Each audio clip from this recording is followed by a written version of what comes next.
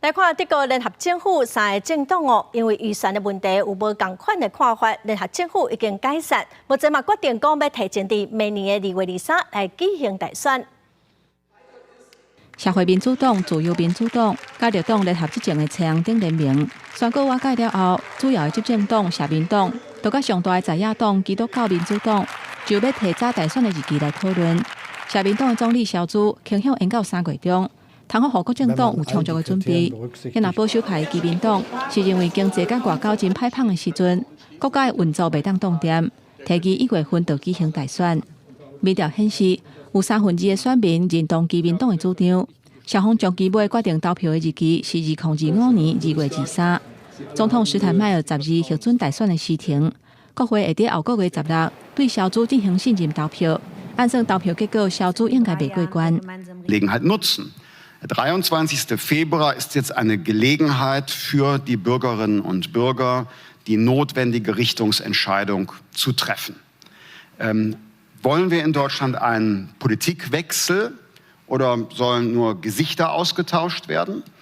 Ich plädiere für einen Politikwechsel, weil sich die Rahmenbedingungen so dramatisch verändert haben, dass wir auch über politische Grundfragen neu entscheiden müssen. Aber das 自由民主党党魁，也就是原底做联合政府财政部长的林德纳，正是互执政联盟帮盘主要的人物。伊甲小组对2025年欠缺预算的问题意见无共款。社民党甲绿党是倾向扣税甲机制，也那自民党是主张遵守莫阁增加债务，落实预算平衡。